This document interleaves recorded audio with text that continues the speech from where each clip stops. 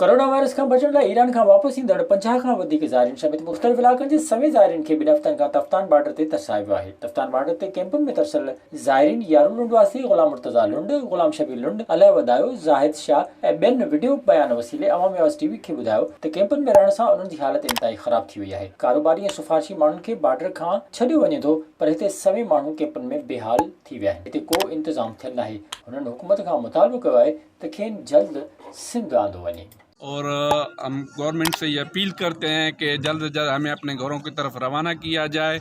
और ये स्पेशली सिर्फ ज़ायरीन को ही तकलीफ़ दी जा रही है। ताजर्स और टूरिस्ट जो हैं वो हमारे आँखों के सामने वो अपने घरों पे अपने अपने मकाम पे जा रहे हैं। सवाल ये पैदा होता है कि जो भी वायरस ज़दा मुल्क से आया उसको करतीना के लिए नहीं, उसको निगाहदाश्त के लिए 14 दिन रखना पड़ता है। लेकिन हमारे सामने ऐसे लोग गुजर के जा रहे हैं जो मंजूर नज़र लोग हैं, और बिलखसूस वो लोग जो ताजर लोग हैं, मतलब टूरिस्ट भी जा रहे हैं, वो भी तो ईरान से होकर आए। फ़कत और फ़कत ये ज़ायरीन के साथ नाइंसाफ़ी और नारवा सलूक हुकूमत पाकिस्तान की। तो वो 7 दिन हमारे पूरे हो गए हैं।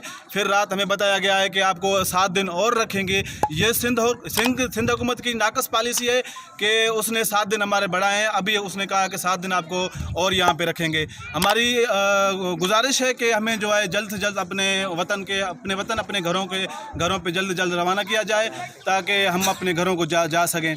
लेकिन यहाँ छोटे छोटे बच्चे हैं, बूढ़े हैं, जो है वो बहुत परेशान हो रहे हैं कि छोटे बच्चों को जो है बहुत तकलीफ़ हो रही है। सारों को हम गवर्नमेंट से अपील करते हैं कि हमें अपने वतन को जल्द जल्द जो है ना पहुँचाया जाए। विजिट कयो अवामी आवाज़ मीडिया ग्रुप की वेबसाइट awamiawaz.pk।